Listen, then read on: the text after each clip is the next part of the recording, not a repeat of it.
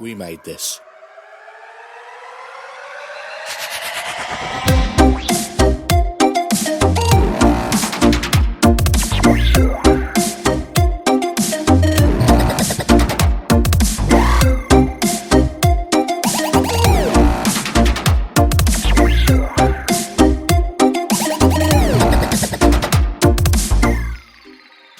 In the vast reaches of space, in galaxies unknown, far, far away from wherever you might be in the moment, there flies through cyberspace a giant turtle, and on that giant turtle is an amalgamation of different franchises.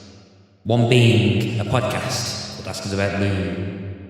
Stood there on his own, kind of regretting and kind of thinking he may have should have planned this more ahead and not improvised this section. He's the host, Matt Latham, which is me.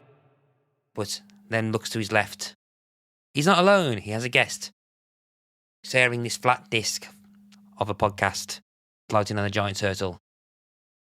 Wondering what the hell he's gotten himself into. It's Sam Stokes from the Den of 10 podcast. How you doing, Sam? Hello. Well, that introduction took me aback.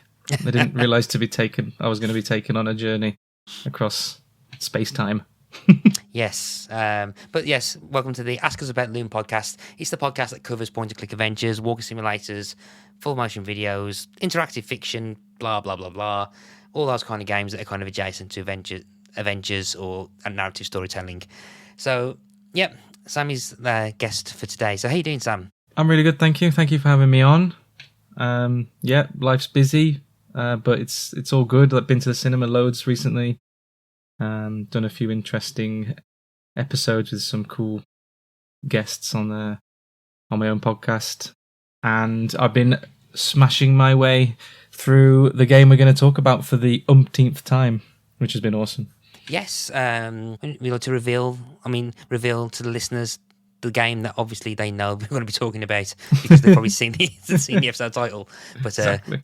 But for ceremony, why don't you reveal the game we're talking about today? Yeah, so we're talking about one of the point-and-click games that I've played most in my life, which is Discworld 2. Yes, Discworld 2, missing presumed in the UK, although it was called Mortality Bites in the US. Released in Europe in 1996, North America pretty much on the 28th of December. It was on Windows as well as the PlayStation and the Saturn. The PlayStation version came out in 1997, September 1997 in North America, and in the EU came out on the 14th of November, and the Saturn version was around September of that year as well. So, yeah, before we kind of delve into Discworld 2, point-and-click, so the kind of point-and-click genre, were you a very heavy fan of it? You played many as a youngster, or what's your history? I'm quite a novice, really. It's strange. I've played these. I was semi-accidentally exposed to the Discworld games and fell in love with them, and so have played them time and time and time again since, just because I really love all three of them. I've played a few others. I've played almost as much as the Discworld games is Toonstruck. Mm-hmm. Which I can't remember how I came across that, but I really enjoy playing that every time I play it. It's got kind of a similar-ish wacky humour and cartoon style. And besides that, I remember playing a game called Journeyman 2 Buried in Time, which was a very different vibe. So depending on where recording, this podcast might be revisiting the Journeyman franchise very, very soon, thinking about it. So I am actually currently playing the first game of that. So right, yeah. Well, I may have played the first, but yeah, I've played the second a couple of times. So you're not. So your kind of history with the genres quite not limited. It's not a genre of games that you're particularly spend most of your time playing. So it's more of a kind of occasional dalliance. Yeah, I think those are the ones I mentioned are the ones I've come back to. There was a period when I first discovered the genre where I went through a few, but it was that long ago I just can't remember. That's why I'm actually looking forward to you releasing more episodes. I want to listen and see. Oh, I played that one, and if I haven't played it, then play it on your recommendation. So yeah. Okay. So what kind of game? So what kind of games are you actually more into then? So what's your kind of go-to genre? Well, I mean, I'm a Nintendo person most of all. So N64 was, I think, the first console I was bought, and fell in love with Pokemon and Mario and that kind of stuff. And then went through the whole Gears of War, Call of Duty, all of that stuff. I just love video games in general, to be honest. Like with most of my tastes, I'm a bit of a jack of all trades, master of none kind of person. And that's why we do the Den of 10 podcast, where we go in and out of different topics and stuff, because we are that way. Like, we like a bit of everything without getting too deep into anything, you know. In recent years, I'm all about the kind of open world games like The Witcher 3, Skyrim, Breath of the Wild, that kind of stuff. But I'm also a huge fan of the Resident Evil games, and still playing Mario and Pokemon and stuff like that. So yeah, like I said, bit of everything without getting too obsessed with anything, probably. So what kind of draws you to those kind of games then? Is it the gameplay, or is it the narrative? Because I'm quite curious, particularly because this is more of games that are more narrative focused. I'm just quite interested in how much importance the narrative is in a game to you. Narrative is really important. In fact, something that's quite representative of that is there's some games where people go on and on about the multiplayer, like GoldenEye, for example, all of the Call of Duty games, even GTA Online to some extent. Like, people go on about the multiplayer. I've never really been bothered, to be honest. I'm all about the single-player campaign. Yeah. With a few exceptions, like I got really into Halo 2 multiplayer back in the day, but I really love like a immersive single-player campaign. And yeah, in recent years, like I like that in the form and style of open world more often than not. But the common thread throughout many of my favorite games has been like it's got a meaningful narrative. That's always been important. That might have been what, you know, was attractive to me about these point and click games, where it's like got a unique story and it's they're often very metaphorical and even dabble into the philosophical. Yeah. And I like that about them. Okay, so I think you kind of referenced that you wasn't sure, that you were unsure about your origins with the Discworld games. But which one did you play first? Was it the first game? Was it the sequel? Which one did you play first? I do have a fairly clear origin, actually, which is my uncles, and they were about a decade older than me. So when the first Discworld game came out, they were probably around 18 or something. And I used to go around there. We used to play Super Nintendo and stuff like that. And they got me into Red Dwarf, actually, as well. I guess I owe them a lot of my tastes. And yeah, one time one of them showed me, they had like the really fancy box for the first Discworld game. Like the box that came with the game, the manual, and the walkthrough book. And I just started flicking through the book. I was like, bloody hell, this looks really interesting and like nothing else, really. And I think my uncle just said, yeah, just play it, like, you know, borrow it, play it. And I did, and I fell in love with the first game. And the second game was already out by that time, I think, so I went straight into that, which he also had. And then when Discworld Noir came out, that was the one I bought for myself. And loved that so much that it probably was the birth of my love of noir cinema. Oh, right. Yeah, which you might think most people will probably already be a fan of noir cinema and go, ooh, Discworld Noir, that fits my tastes. But as far as I can remember, I think that was it was the other way around for me, which is strange. And every time I come back to it, having watched more noir cinema from like the 1930s and stuff, I get more references. So that's great. But, yeah. I'll preface now, I've never played Discworld Noir. I've never got around to playing it. But Discworld 2 is actually the first of the two Discworld games I played. So I played this before I played the original. But I do remember kind of not finding out about the first game first, because I remember kind of buying a magazine about the PlayStation 1 when it first came out.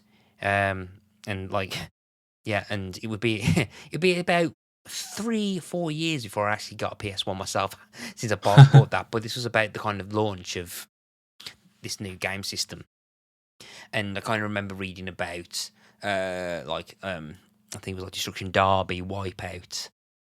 They were kind of launch games and stuff, and I think a couple of games that kind of caught my eye because of like they seemed like the next generation of the games I played on the Amiga was Broken Sword and Discworld, because they were point and click games that were coming out on the PlayStation. I remember the magazines at the time thinking, "Oh, point and clicks on consoles, it'll never work," and it was kind of half right. Yeah. But then I can't remember exactly why I got PS2. I think I might have had a demo of Discworld 2 at some point or something like that. I can't remember exactly why I wanted it, but I'm pretty sure I had it for Christmas one year. It might have been the Christmas of. It was either the Christmas of it was probably the Christmas of '96 I got it, because I remember kind of installing it on the PC that we had at the time. I think we just recently got the PC. Yeah, because I was in year 7. Yeah, I was in year 7, so it was about 96, 97. And I got the game of that Christmas of whatever year it was. So I can't remember which one exactly it was, but it was either 96, 97. But I'm thinking it might have been Christmas 97, thinking about it. Anyway, yeah, so I remember getting it for Christmas and like playing it on Christmas Day and kind of just like really getting into it, really enjoying the humour and stuff. And basically, just like enjoying this kind of like animated kind of point and click adventure game that I was playing, which was like slightly better than the ones I've been playing previously. It was also the first time I'd ever really come across the Discworld as a franchise.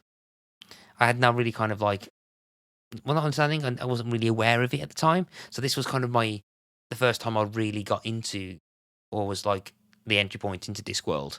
I think it'd probably be a couple of years before I actually started reading some of the books. I've not read all of them, and it was just the Rincewind ones that I started reading. But then it would take me about 20 years before I started reading like the Witches and the City Watch books. But yeah, so this was a very slow introduction for the Discworld as a franchise for me as well. So yeah, so this is kind of like it's quite a few introductions at the same time. So was you familiar with the Discworld as a franchise when you played this? I mean, 8 years old, I'm going to guess perhaps not. Yeah, no, I wasn't. This was an introduction to it to me as well, and obviously it leaves quite an impression on you, doesn't it? Of like, wow, what's this world Terry Pratchett has created, and the Discworld, on the turtle, and Ankh-Morpork as a place, and various other characteristics you kind of pick up on through the games. And I did go and read a couple of books after it. I read Jingo, I think was the first one, and one or two more which I can't remember. And then I think this was a bit later on. I mean, this was getting towards like the end of school by the time I actually picked up the books, after maybe my second or third like coming back to the games. I went, oh, okay, I'm gonna get into the books. And yeah, I read 2 or 3, and then I just went to uni after that. Couldn't afford to buy others. Mm-hmm. And then after uni, went and lived abroad for a bit, and owning books was highly impractical. So it's just years and years have passed, and I'm still I think Jingo sits on my bookshelf, and I'm just dying to add to it and really dive in to Terry Pratchett. But just the years go by, and I keep, it's coming soon. Now I'm back in the UK and more settled. It's coming, just not quite yet. Yeah, I'm just wondering whether this, like, the playthrough that you've been having for this episode, I wonder if that's going to spark a couple of interest again. Because I'm definitely. I've read all the Rincewind books. And that was mainly because of the game, because of Rincewind the character. And then I kind of started reading a few. I've read a few of the Witches books, but I've been reading them. Been trying to read them in order. So I've read about 3 or 4 of the Witches books. Definitely read, yeah. So I've definitely read Weird Sisters and Masquerade and the Carpe Juglium, I think is the one with the vampires. And then but then it's only been like about the last year I've started reading the Watch books. And I'm currently now on Jingo, so I've read Guards, Men at Arms, Feet of Clay. I've read them, and I've started Jingo. And if there's any, and people say that you'll look back at your life and you'll find biggest regrets you've ever made, and one of them is waiting until my mid-30s to read the Watch books, because I actually think I actually might enjoy the Watch books more than I've ever enjoyed any of the Rincewind ones, and I'm like.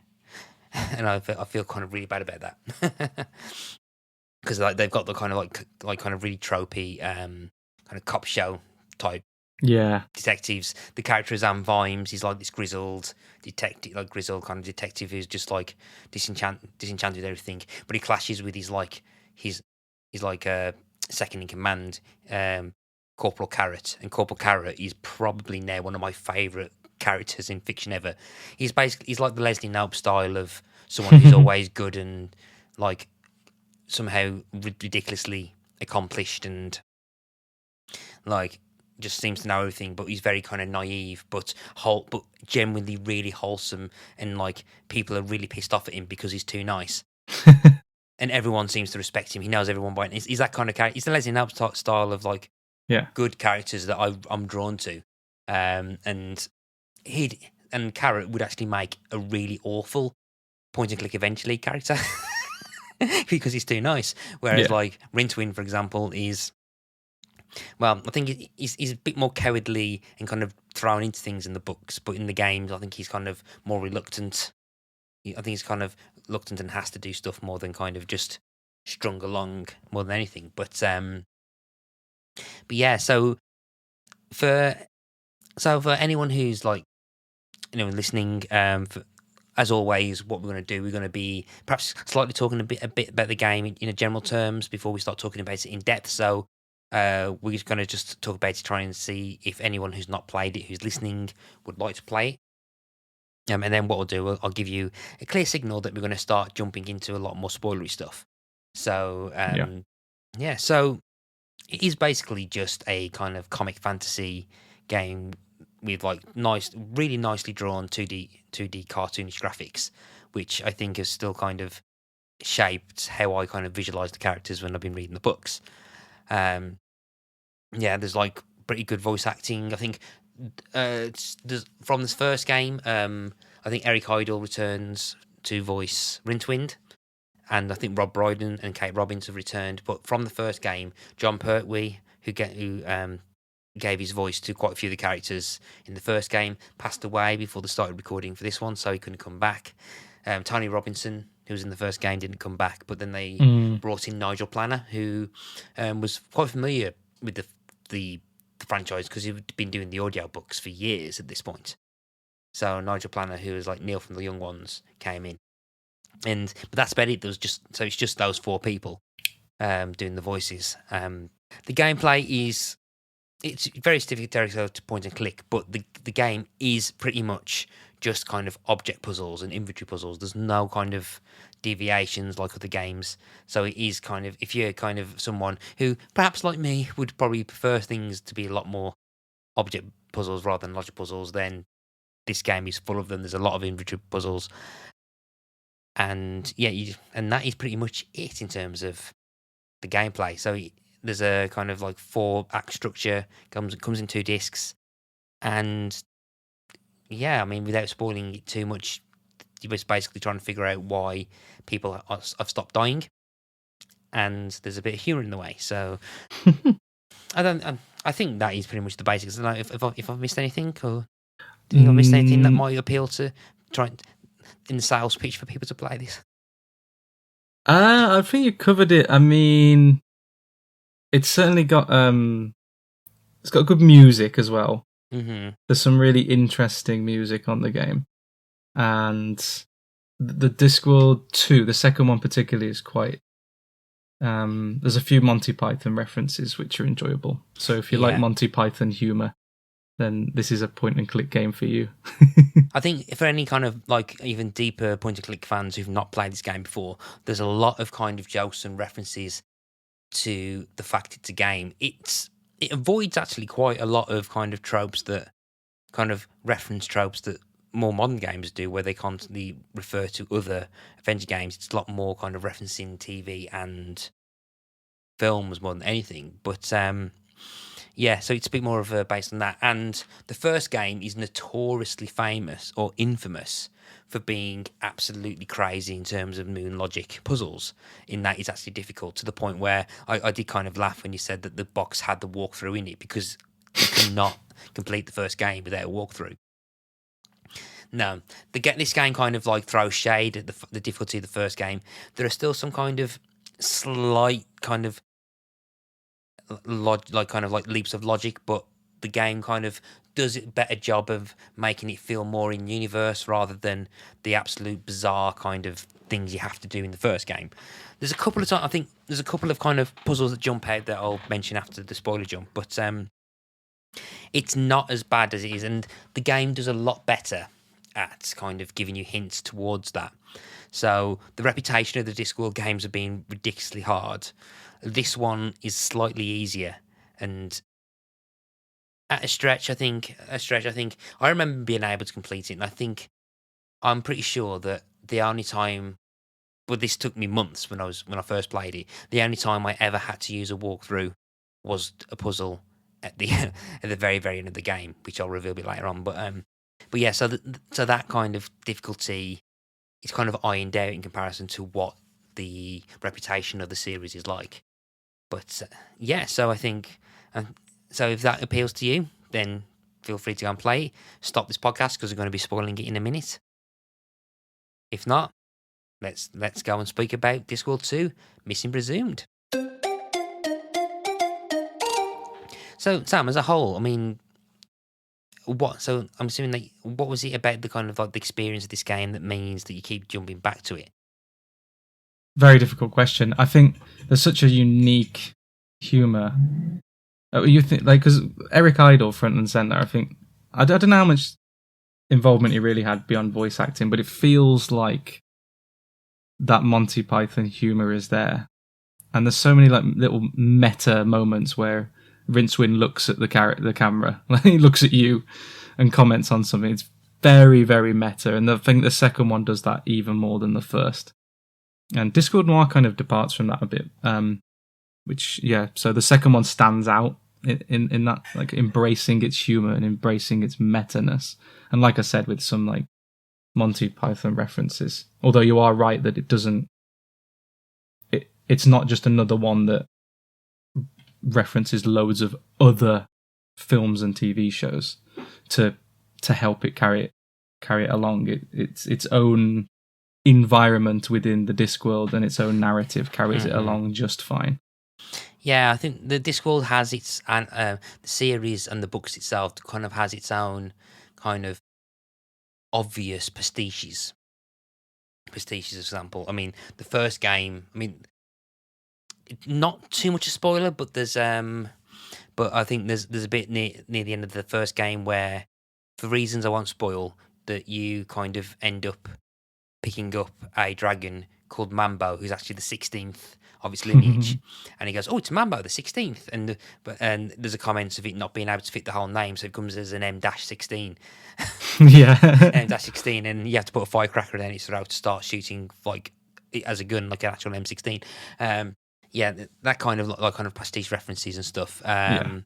There's a massive kind of riff on the life of Brian quite a few times. Yes. There's at least two major references to the life of Brian. There's like a whole thing where they kind of the whole Jehovah stoning sequence from the life of Brian, which I never saw until after I played this game actually. So this game was the first time I kind of saw that scene. But the game kind of even kind of spoofs the fact, saying like, "Hang on, I think even Rincewind makes a thing saying that, hang on, are we ripping off or are we homogenizing?" Yeah, there's a whole parroting or parodying. Yeah. Little meta debate he has during that scene. Yeah.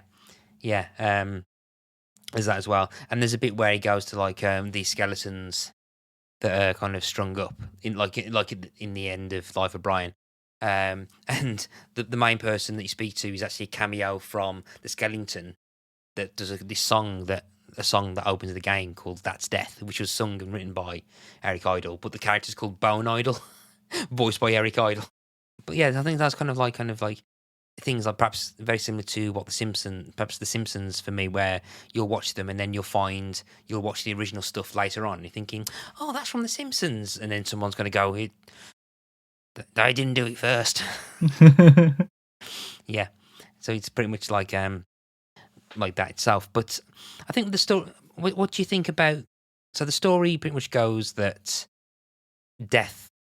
The game opens up with a failed attempt by the Assassin's Guild, which is like a guild for legalized assassinations, attempting to blow up the Fool's Guild, which is a guild for legalized kind of fooling and like the jesters and stuff.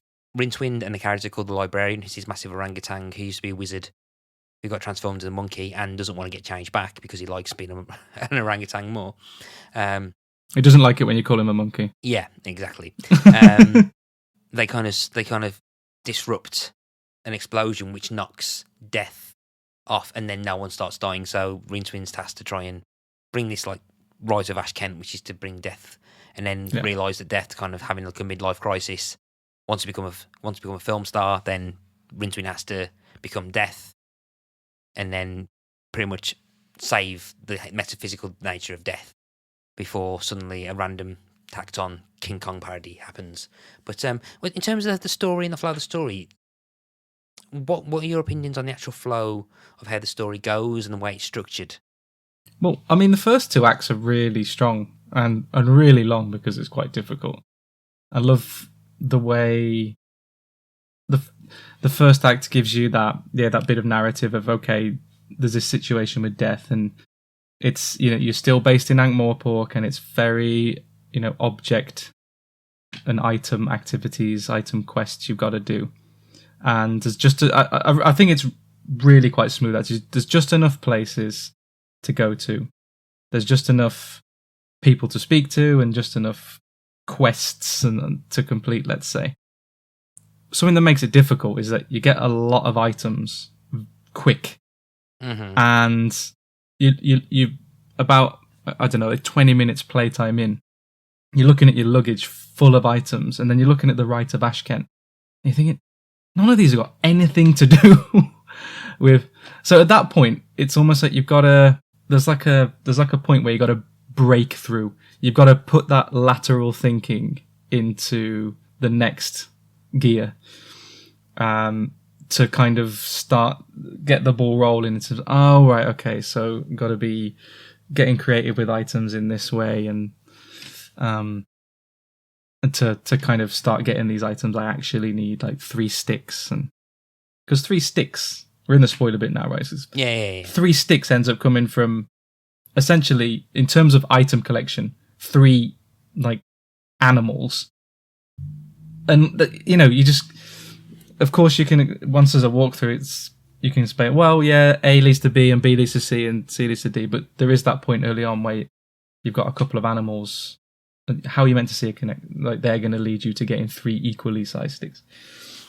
So it's a little representative there of how it gets its difficult reputation.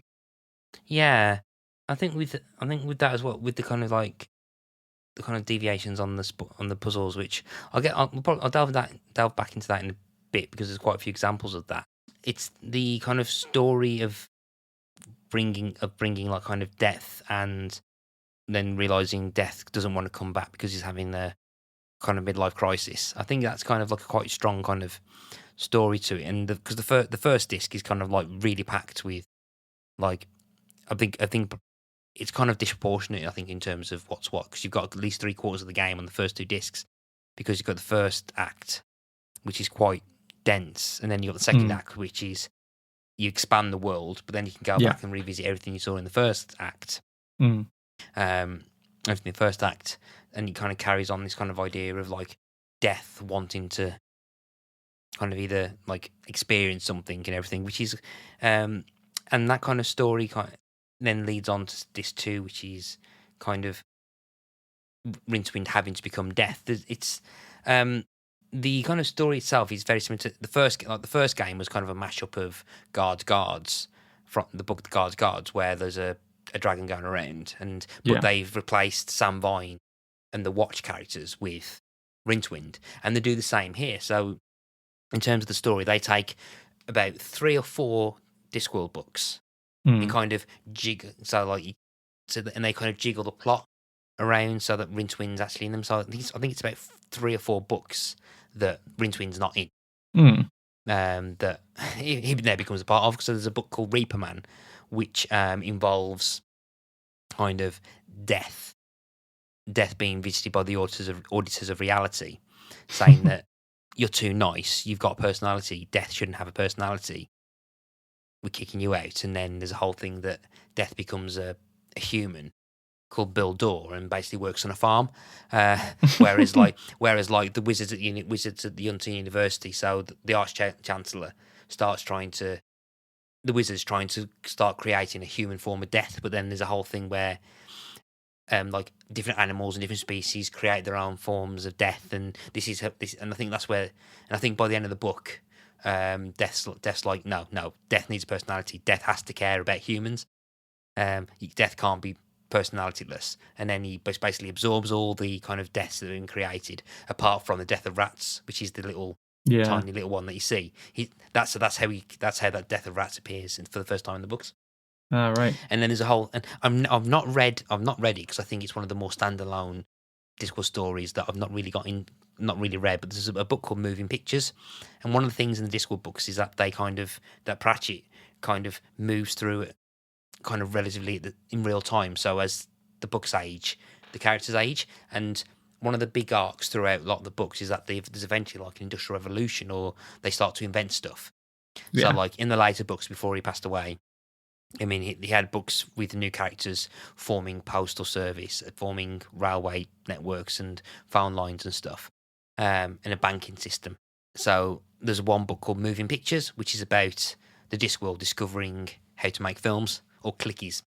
Yeah, and so they kind of incorporate that into Reaper Man. So rather than kind of death being forced into kind of like redundancy, he kind of then goes into like a midlife crisis and becomes a film star.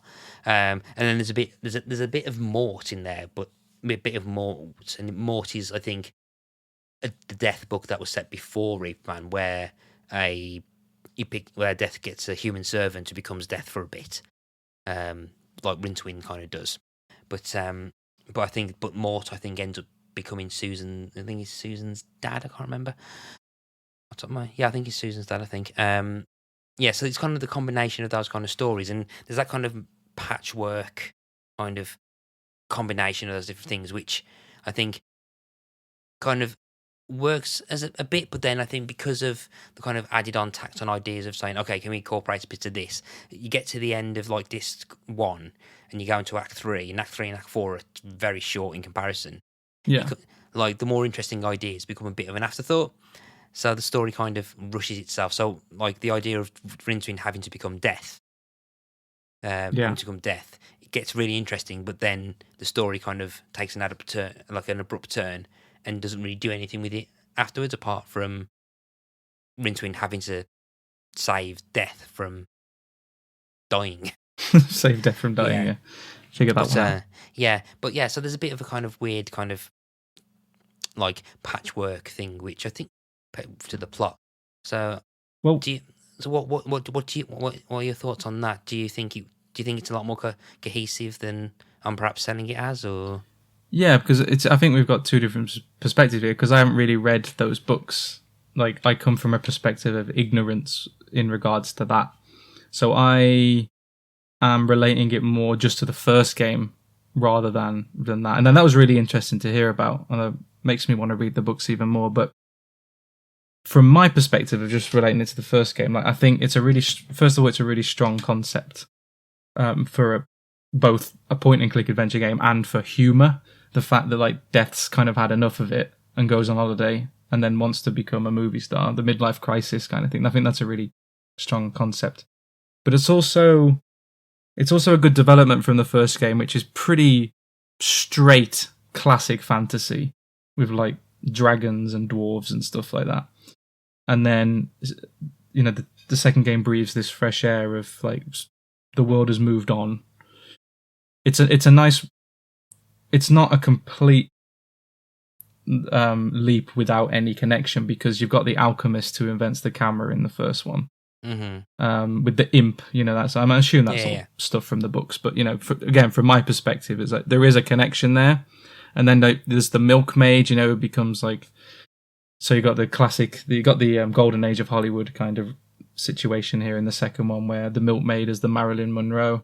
Dibbler becomes like some kind of John Ford like director sitting on his director's chair in one of the film sets.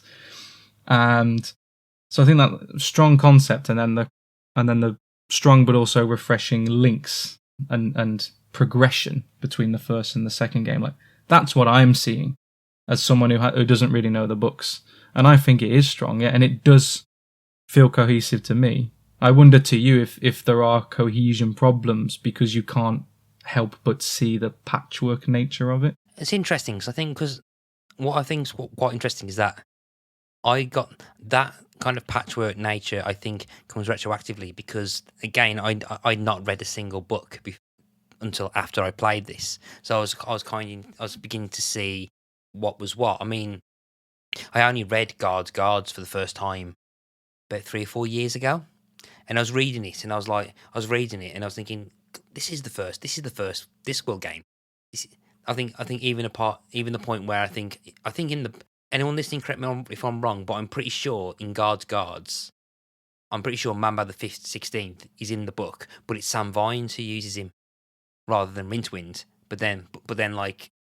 But Sam Vines is pretty much a Dirty Harry style character, so fits in with the trope of the of the using the gun a bit better than perhaps Rincewind does. But I think there might be in that. I think it's kind of like you can kind of see how you start to see the source material, and you can kind of see, okay, they've taken that from that and that from that. But I think some of the idea, because that idea is only a part of what this book is, and I think the game kind of doesn't have time to kind of delve into the kind of things they do in the book. I think there's a bit of perhaps retrospectively going, oh yeah, I can see why they've picked that up, but it's a shame that they never also picked up that bit. But because you have to put Rincewind in the plot, you're going to lose that aspect. Because, I mean, in Reaper Man, there's a great kind of subplot where, because he works for this older woman who kind of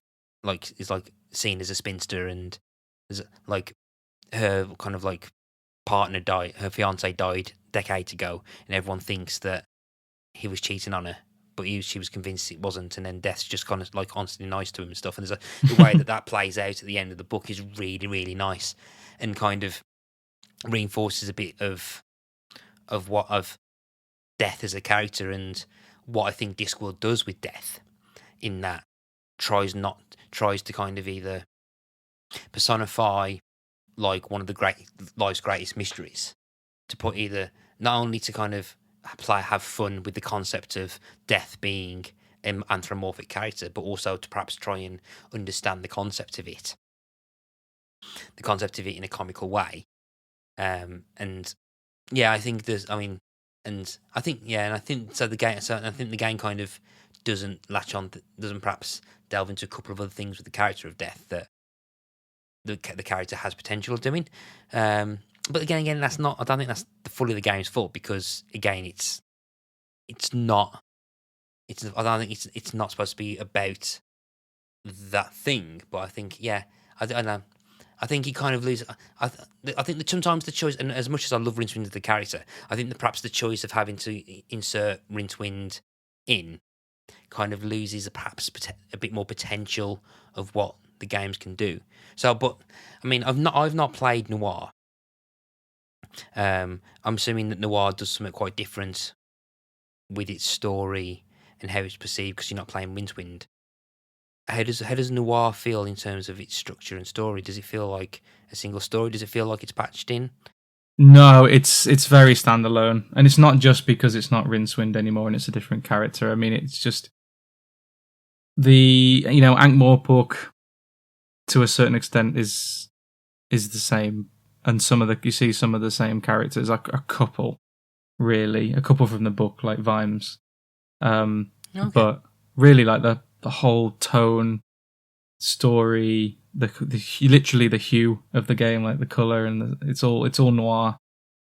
And it's very, very different. I mean, I'd be more than happy to come on in the future to talk about that, because that is probably my favorite point and click game ever. Okay. But yeah, that is a departure, and it's.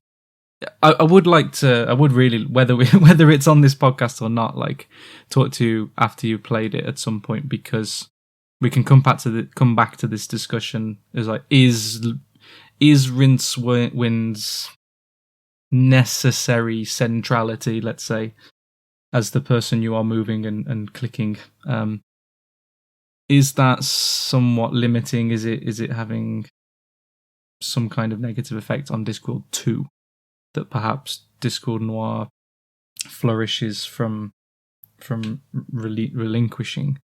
Because I don't know too much about Noir, but I do think, from what I gather, I think the actual main character of Noir is actually not in the books. I don't think the character's actually in the books. I think it was a character created specifically for the game. So I've always kind of like wanted to try and play it, and I'll probably take you up on that offer at some point in the future, because I kind of do want to play Noir. But I think I do need to try and make a move on the finish reading the watch books, because I am really enjoying them, and I keep getting distracted because I'm still at the start of Jingo. But no, I think because but then again, I was thinking about this in terms of the like in the wider Discworld stuff, and I think I'm not sure if it's a question that you can answer because you're not too familiar with the actual wider universe. But if anyone's listening who is kind of familiar with Discworld books, and probably a lot more familiar with me, because I think I've only read about a third of them. I'm trying to think about which characters would actually make good protagonists for a game. Now, I think Rincewind, as much as perhaps not, I don't mean to be saying I've been cheating on Rincewind and his role in it, because I still love the character, and I think it kind of does work. Rincewind probably, I've got a feeling that they probably chose Rincewind not just because he was perhaps the first central character in the books you ever saw, but perhaps also, I think, as that kind of reluctant, slightly snarky, kind of character that like you have in Simon the Sorcerer, to perhaps a lesser extent, not as biting, but still kind of witty Guybrush Threepwood from the Monkey Island games. Like Monkey Island games, that you probably kind of need a character with that bite.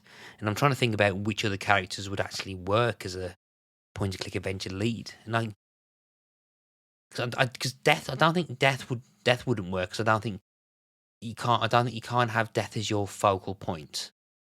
You have to, because that's why in the books that feature Death, they will they make Susan, his granddaughter, the lead, or the factor lead. And the Death, even though Death's the focus, he's kind of like the tertiary character. In terms of the witch, I think Sam Vines potentially could be, but then, and with the witches, I think Granny Weatherwax would just be dialogue puzzles, because the Granny Weatherwax is just a character that uses what's called headology, which makes the concept of headology is that it's much better to not use magic. It's better to make people think you're using magic. Mm. So Granny Weatherwax, who appears in this game actually, and I think technically she's very out of character because of what you do. You have to kind of trick her into kind of swapping things around. The book version of Granny Weatherwax would not fall that for a second. But because Granny Weatherwax is like finds it easier to make someone think that you've cursed them to be itchy rather than actually casting. So like if someone starts suddenly scratching themselves, feeling itchy, she hasn't cast a spell. She's just convinced you. That's the kind of character that she is. So I think if she was in a game, it will probably just be kind of like in, I think, BioWare games where you got persuasion. It would just be persuading people that they've been cursed or something. But in terms of, so going back to some of the game itself, then I know there are things in this that have constantly stuck in my mind in terms of kind of moments and gameplay and or like kind of like lines and stuff. But I mean, which parts of the game kind of have stuck out to you? And like, if are the moments that have always kind of, or lines that have like been there? I'm in on the Red Dwarf podcast that I'm a part of. It's referred to as quotable dwarf in things that might potentially leak in everyday life. And there's a couple of things that I've often said that I've realised have come from this game. But is there anything like that that's happened with you? Or Honestly, there's nothing that springs to mind for quotes specifically. The song at the beginning and the end, that's death. I often hum because a brilliant tune, like brilliant little take on That's Life, obviously with its like old jazz standard kind of vibe, and then Eric Idle's wit.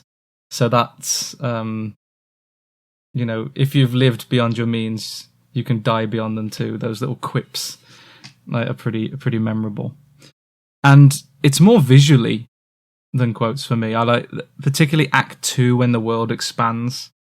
I can always just picture really accurately. I can always picture the town in Jelly Baby and the castle where you go to the Elven Queen and things like that, and the whole Life of Brian stoning scene as well, where it's got when they're doing the stoning, and at the bottom it's got in flashing capital letters gratuitous Monty Python reference. Yes, I love that.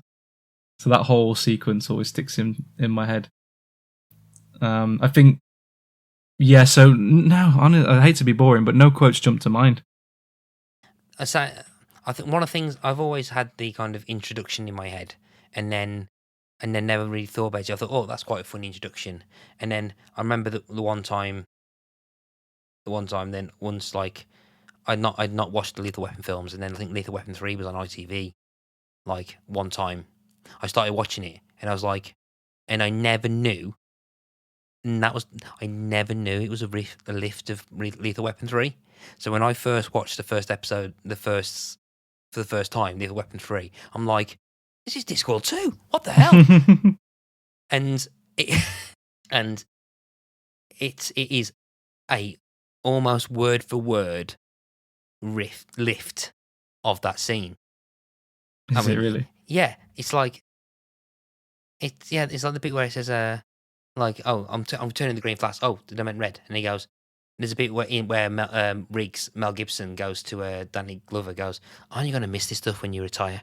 And it's the exact same part of the scene when Rincewind goes, aren't you going to miss this stuff where we miss this thing when they stop making these games? And like, I remember that now. Yeah.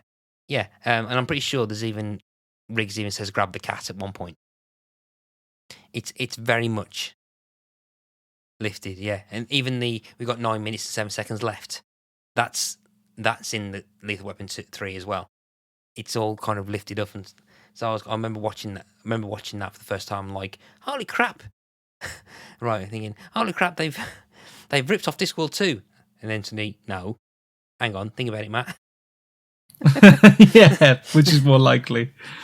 Yeah, exactly. But now there's quite a few things. I mean, to this day, I've got no idea what the word means. But there's a bit at the start where Wendell Poons goes, "I'm still bloody ambulatory." I've got no idea what that. I've got no idea what that word is. But I've used the word ambulatory as an all-purpose thing. So, you know what? I'm going to Google it because I've got no idea what it means.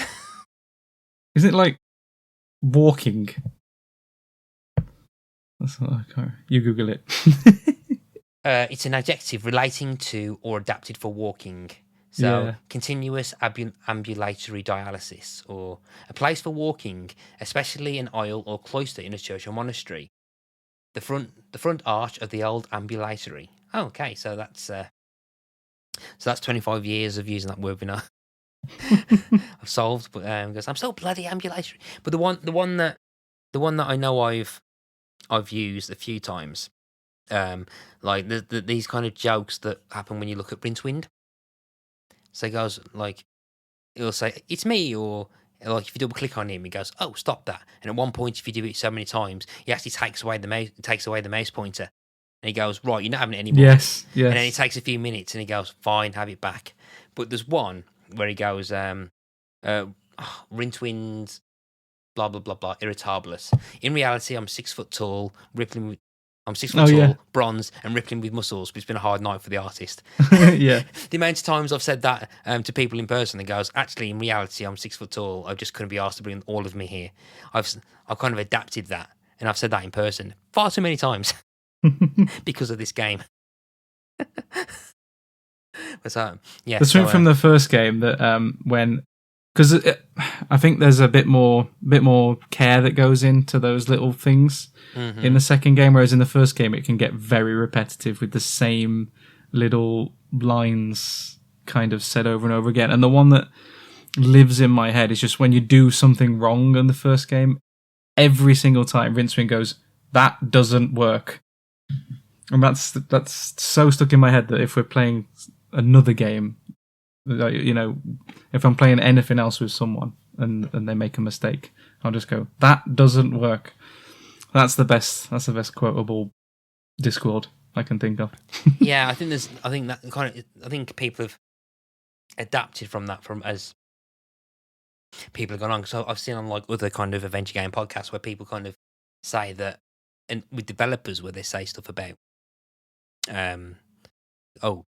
you need to kind of mix up all the kind of like different things or the error messages because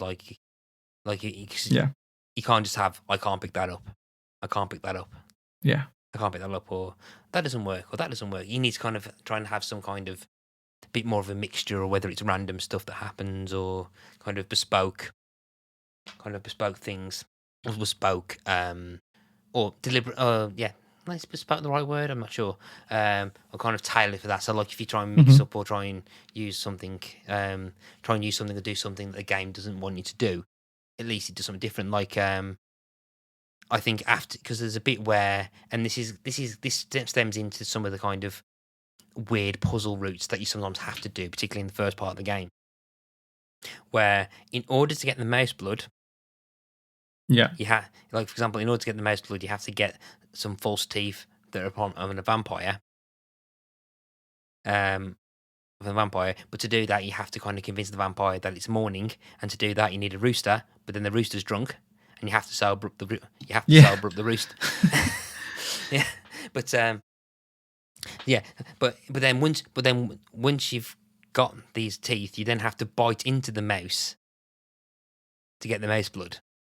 But then the mouse becomes a vampire mouse, which you don't actually use for the rest of it. But if you try and use the mouse, there's a nice kind of thing where Rincewind goes, "No, he might bite me."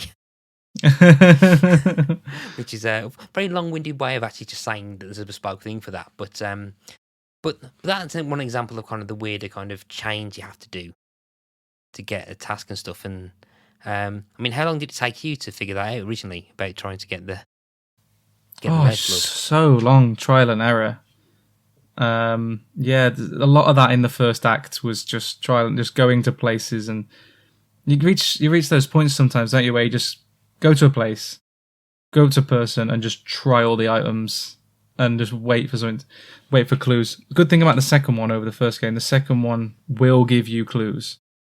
Rincewind even kind of breaks the fourth wall and says, like, "Come on, I'm giving you a big clue here, mate." Yeah. So it does give you that. It's almost like a clue.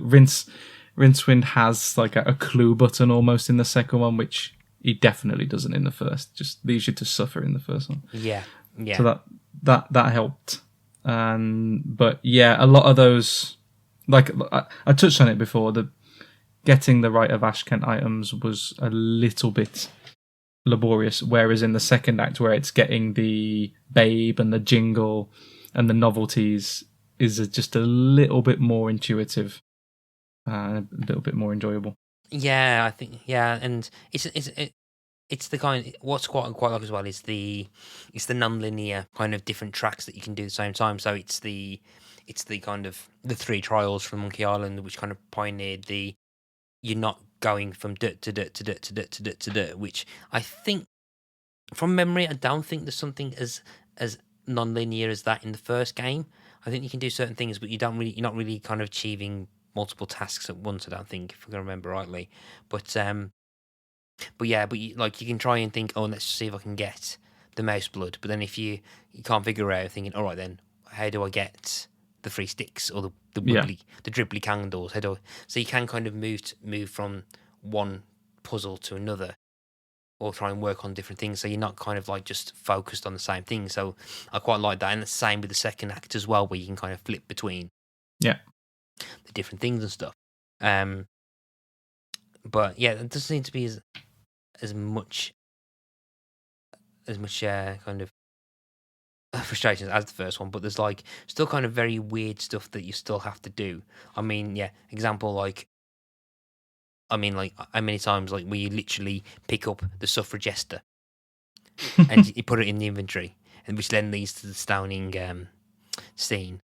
But like I never realised I could actually pick up the suffragester until like ages afterwards.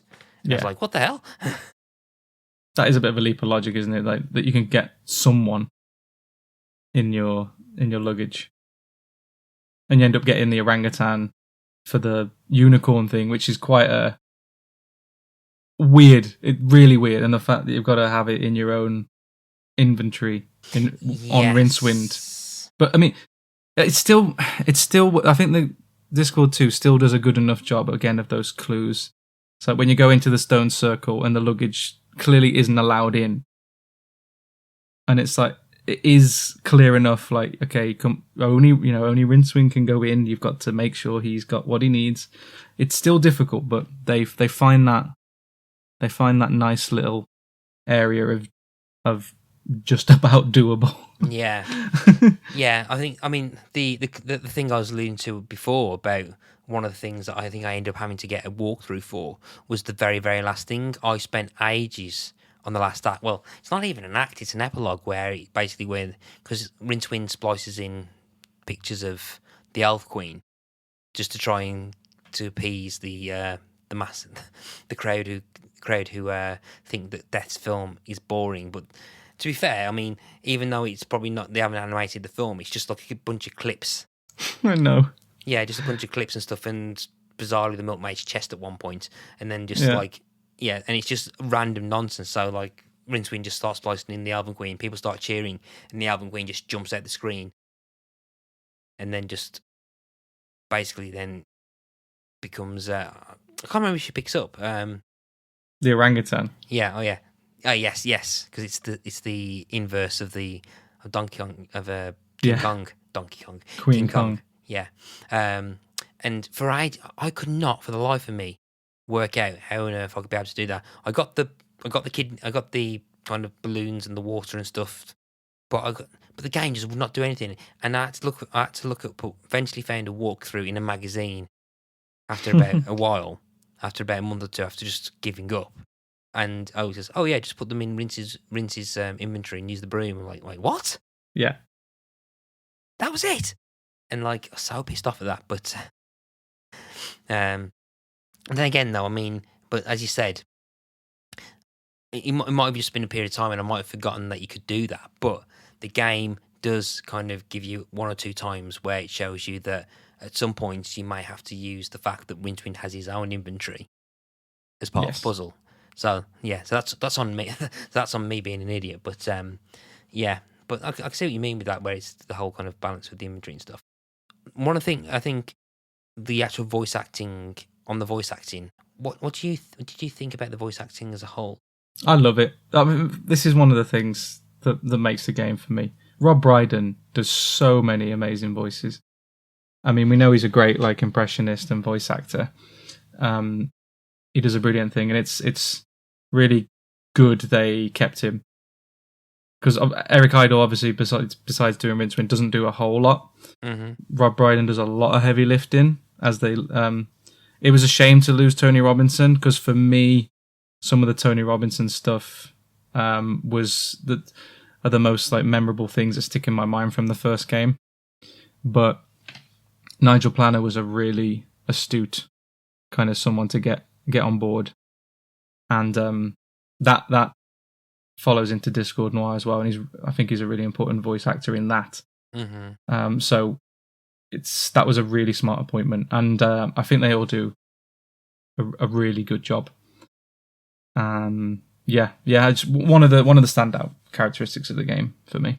Yeah, I do think that Eric Idle's voice has forever been imprinted as Rincewind. So whenever I've read the Yeah. book, when I read the books, it's Eric Idle, and it's that animated form I always think of. I don't know if you ever did you ever watch the Colour of Magic and the Light Fantastic adaptation that was on Sky many No. years ago, where they cast David Jason as Rincewind? Oh no. Yeah, that was so weird. Yeah. Yeah, he just felt too old, and it was perhaps a bit older than Rincewind I think should have been. But then, I mean, they kind of worked it because they cast Rick Moranis as Two Flower, and which I think is like a masterstroke and genius. I think it's Rick Moranis as Two Flower was great, but David Jason as Rincewind, I don't know. I just think that Eric Idle has got that level of slash cowardice slash snark slash Yes. oh god, I'm gonna have to do this, aren't I? Yeah, this kind of like frustrated, like reluctant kind of dog's body that I think just works so well with the character. It's just popped into my head where the Dibbler says to him, like, what kind of idiot would go around using their leisure time doing quests for ungrateful people? And then Rincewind response, which is great the way Eric Idle delivers it, is like, yeah, would take a bloody idiot to do that, wouldn't it? Kind of thing. So those lines are just always delivered to absolute perfection by Eric Idle. So he really does like make the role of Rincewind his own. Rob Brydon's. Ridley's not actually mentioned by name in the game. He's just the Arch Chancellor in this. He doesn't actually because it's Ridley in the books. I think there's a joke where they almost mention the word ridiculous, but they don't. I think it's great. I think perhaps there might have been probably could have done with perhaps one or two more voice actors just to vary some of it. Because I mean, and all credit to Kate Robbins. I think voice actress. I think she used to do Spitting Image. I think, doing all the female characters. But there are points where you can kind of tell that it's the same person doing it. Which is a bit of a shame because I think they could have done perhaps just another female just to mix up the kind of vary the voice stuff but then again but I think she's doing like Mrs. Cake. I think she's brilliant in Mrs. Cake. Yes, brilliant.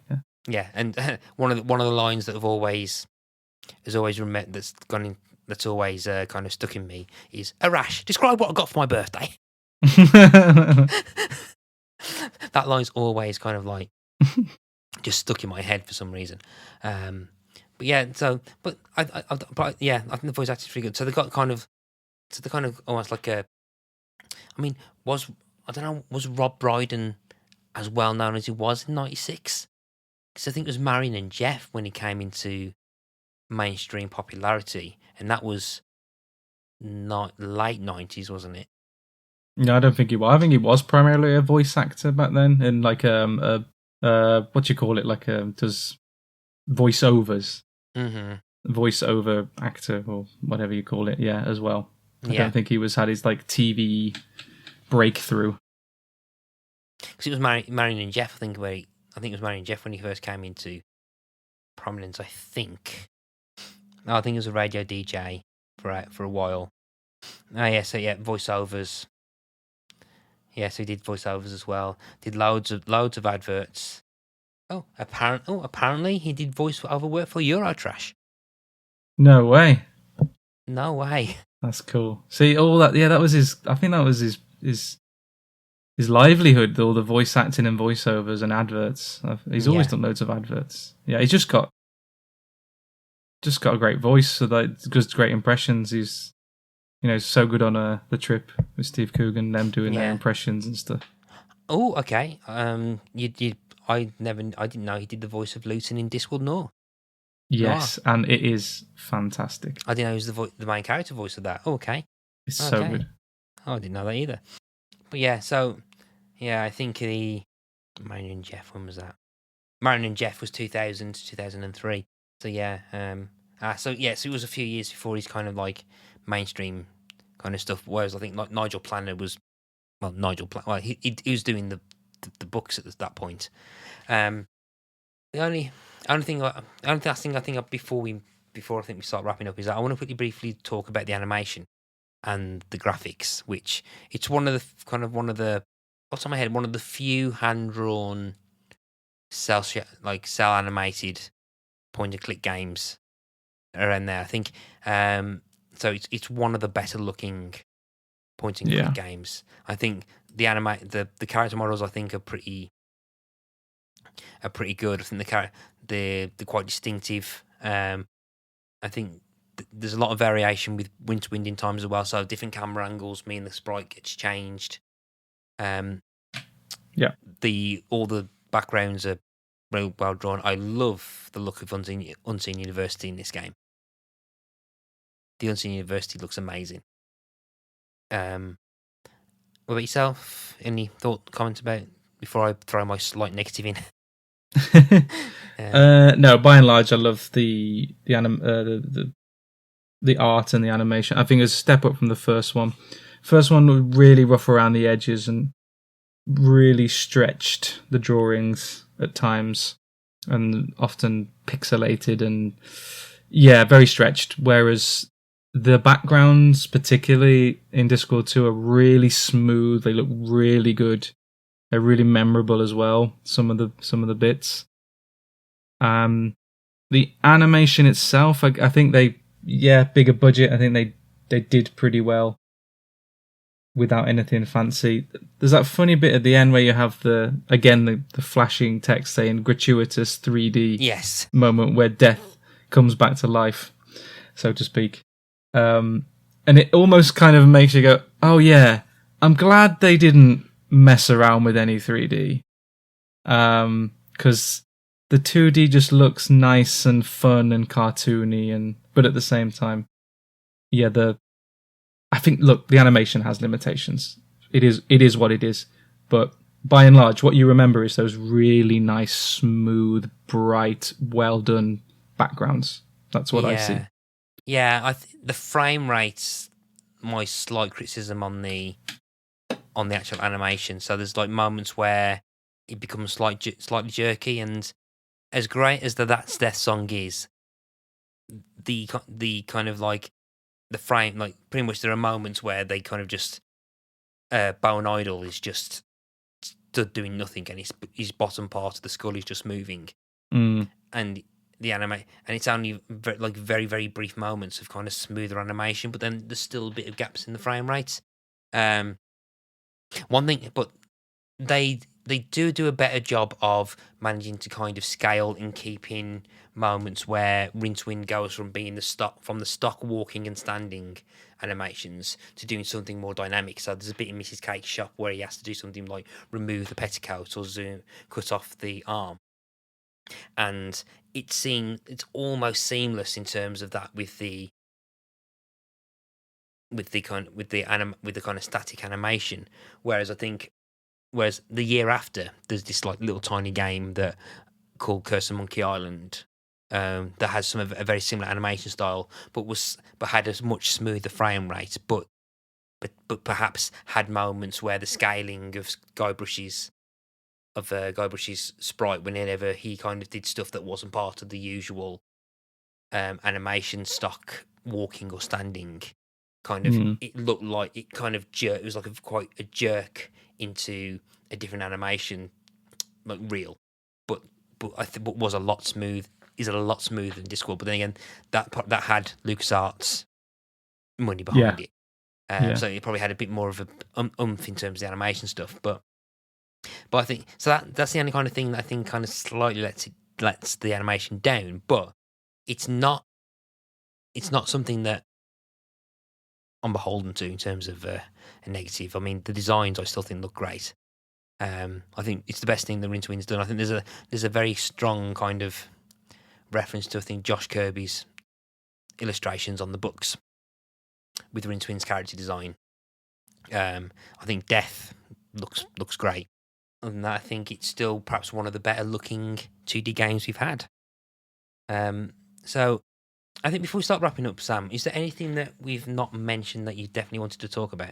I guess maybe there's something about this most recent playthrough in the times we live in these days, where I was like, in Act 2, when it opens up to the rest of the world, basically, and you got something vaguely North African, and then something, and then you've got like the Australian tourist guy who's like Aboriginal, and I don't know, and I just wonder. I think as I was playing it, I couldn't help but thinking, is this okay?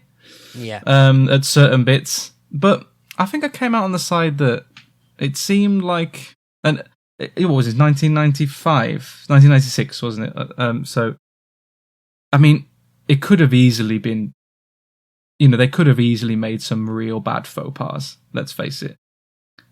But I don't think they do, really. And I think you've got to give them credit to that, because we've compare it to similar stuff from the era, and you probably find some absolutely terrible little things.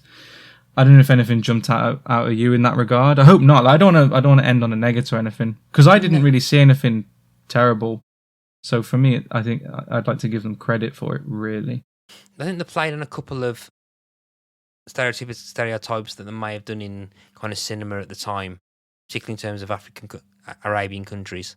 Yeah. But I don't think there's anything too offensive. But with the kind of the sales guy, the Aboriginal sales guy, it was talking with like the very over exaggerated Australian. There's a bit as well, I think later on in the game, where Rincewind has a go at him saying, "Come on, that can't be true," and then suddenly it's like, yes, of course, you've got me. We don't talk about this because the tourists bloody love it, you see. Yeah. Yeah, it's like it traps them in. It just like, so he hooks them in stuff, and I think if it was a Discworld book, then I'm sure Pratchett would have, because Pratchett was pretty much leaving them to their own devices. So he didn't really have much involvement in the game. I think he was just like nodding at certain things. So because I don't think he had a kind of hand in the script, I don't think. But I think that does sound something like that potentially would be in the books as a more of an exploration of playing on people, or like basically playing on people's stereotypes. Right, and just like to the point where it's kind of mocking the people that are lapping it up, rather than mocking the people, mocking the actual stereotype. So like they're saying like, oh yeah, they're just idiots, because if they'll believe and lap this stuff up, so we'll just do this to kind of like put my kids through college and stuff. But I think other than that, I don't think there's anything too bad. I mean, there is that puzzle where you have to pretty much blow bellows up the milkmaid skirt, to get glitter. Even that is like it.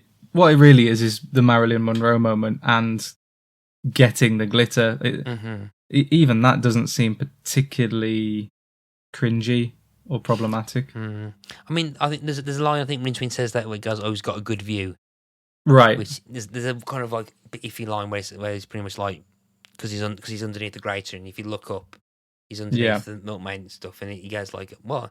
Yeah, because I've got a good view. I can't remember the exact dialogue, but it's something like along the lines of, "Oh, I can see the milkmaid, and it's not a bad view," or something a bit cringy like that. But no, the only other thing that I kind of want to put on is the character I found really, really funny, which is Casanunda. Oh yeah.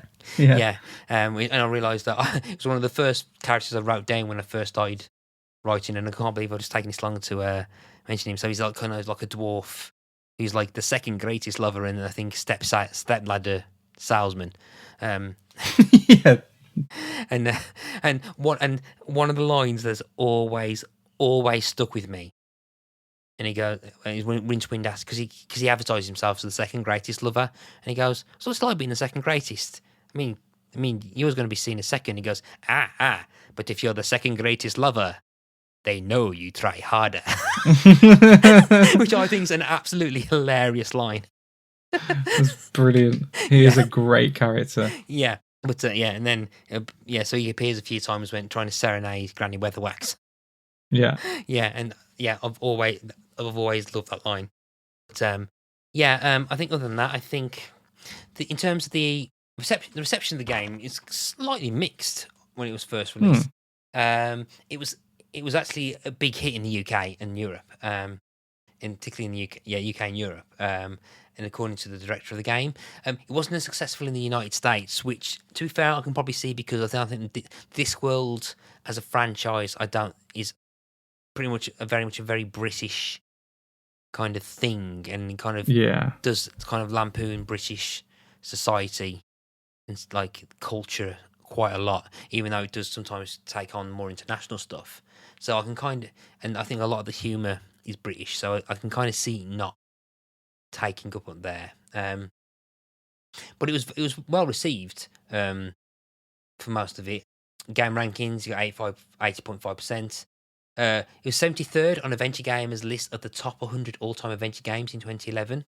And the site staff said that whilst the puzzles were not stand out, they were at least more logical than those of the original game. And the game holds up much better in modern times than it did at the time of release, since contemporary PCs were better able to handle the sophisticated cartoon graphics. Tom Scott, journalist Tom Scott from PC Gamer, picked That's Death as one of the best songs in PC gaming. Well, yeah. I like the fact it says PC gaming, because if it said gaming, then perhaps the rapper would have a strong word with it.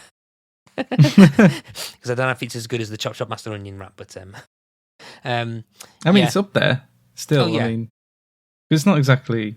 I don't know. There are good songs in games, but not like thousands of hits from games. I think it's got to be up there. It's got true. I mean, I'm trying to think of other ones like you had Snake Eater from Metal Gear Solid 3. 1,000 Words from Final Fantasy X2. But there are loads, but if you're making a top 100, yeah, for example, that stuff would definitely get in there. Yeah, it will definitely. Yeah. Again, praise for its humour. Critics did say that some of the conversations were slightly overlong, which I can kind of get. I think sometimes, particularly if you're trying to go for the game, there's a bit of like, okay, some of the kind of dialogue could be cut down a bit. Kristen Boyer of Electronic Game Monthly described the game as so pee in your pants funny, it never really gets boring, and the game is constantly poking fun of itself, and occasionally you. It's a mix of lowbrow fart jokes and highbrow social commentary should appeal to everyone. Yeah. There's criticism on the puzzles that resorts to trial and error, which I can agree, but again, not to the extent of the original game. Some magazines were unamused by the humour, like Sega Saturn magazine. PlayStation magazine gave it 7 out of 10, but recommended it only for Pratchett fans. Next Generation magazine stated if you're not a fan of the books, you'll get frustrated by many of the puzzles. On the other hand, if you're a fan of the books, you might not like how the characters and landscapes are representative. It's rare when a book can be translated well to other media, and the Discworld novels are no exception. I'm not sure. Again, I'm again. If anyone's listened to this who is a diehard Discworld fan, who's probably got more of a knowledge of it than I do. And again, I know bits, but I've not read all the books. So if anyone, I'll be very interested to. If anyone's listening who is very much a fan of the Discworld books, like massive diehards who've played this, I'll be very interested in hearing the views of the diehard fans, like the Discworld obsessives, because I'll be interested to see I'll be interested to see how they kind of take the story and stuff, and whether they kind of agree with me or whether it's a mash and stuff. But I think it's quite a faithful kind of representation of Ankh-Morpork and the characters. I mean, yeah. So that was Discworld 2.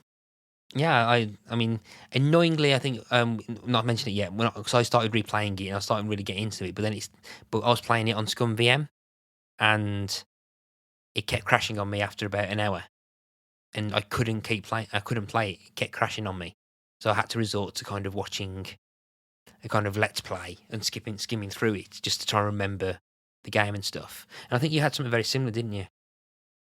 Yeah, I have got this game somewhere, and I just cannot find it. So I was playing it on ScumVM as well, and I got near the end without any problems.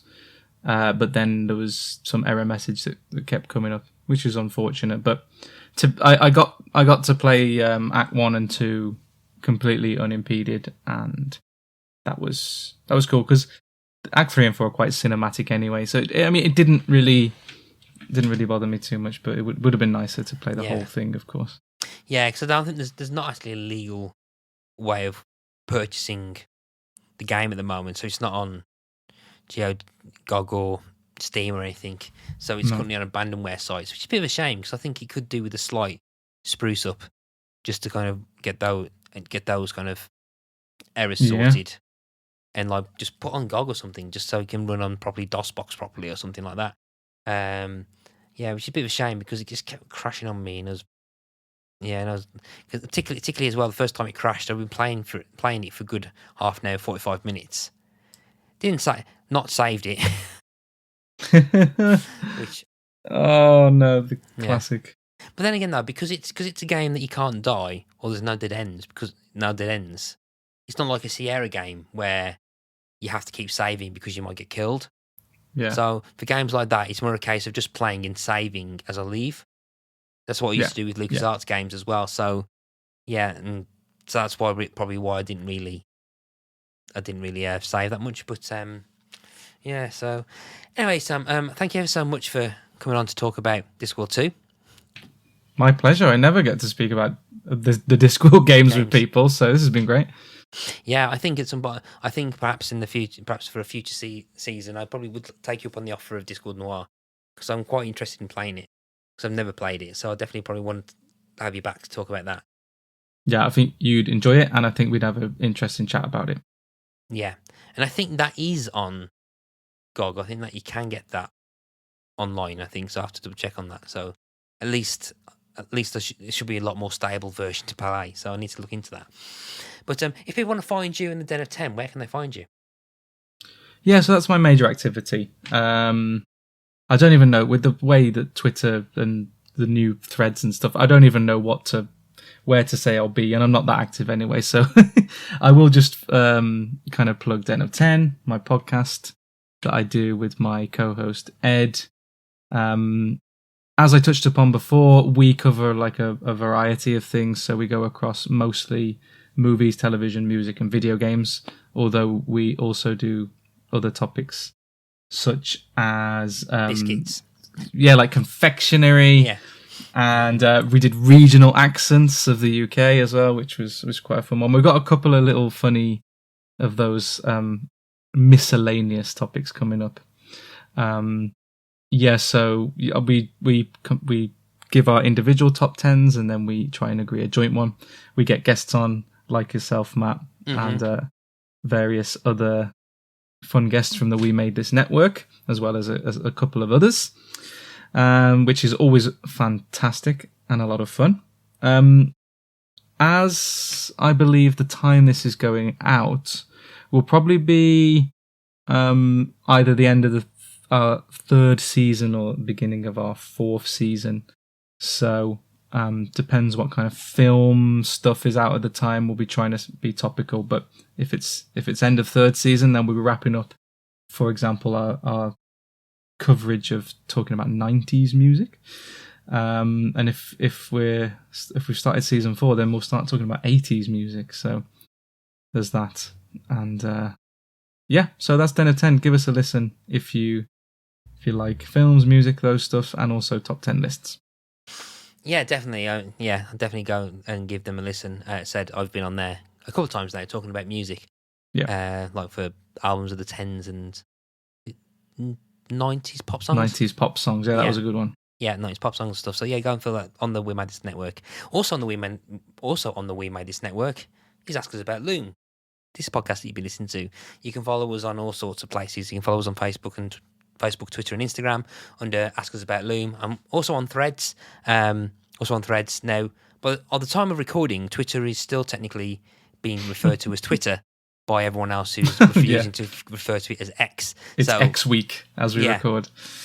It's currently X. So this is dating the recording, but at the moment, at the moment, it's currently rebranded as X, and at any point now, like, now they ask us about Loom, Twitter account might no longer exist, but if it is, it's there. If not, I'm quite possibly on Threads or Instagram.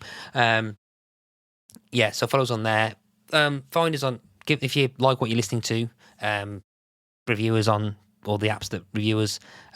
Email me at askusaboutloom@gmail.com if anyone has got any thoughts or feelings or kind of opinions of stuff that we've talked about or things that we've missed, or again, any Discworld fans that want to kind of offer their kind of more informed opinions on this game, please feel free to email askusaboutloom@gmail.com, and at some point if I start getting people emailing in, I will do a mailbag episode. And just subscribe to the podcast if you're not subscribed to it. So Ask Us About Loom isn't the only thing that's going to be on the We Made This Podcast network. There are other things that you can listen to. There'll be a little bit of an advertisement at the end of this episode of other shows that we cover. But until then, I've got no way of signing off this podcast. Bye!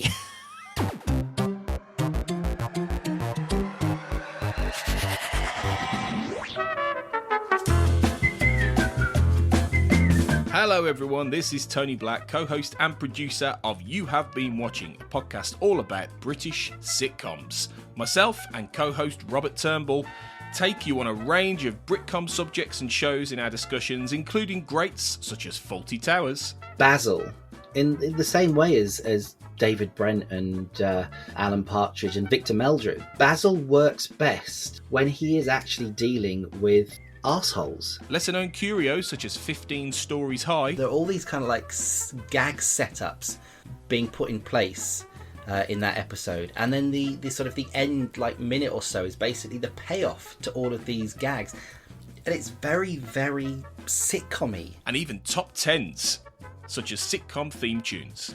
If we have to put composers of theme tunes in context for British sitcoms, I think Ronnie Hazelhurst, he's possibly the John Williams of... I was just going to say, he is the John Williams of I think he is. British sitcom. We're available on all podcast platforms and on social media at YHB Watching Pod on Twitter and Facebook, so please subscribe, get in touch, and come and have a laugh with us.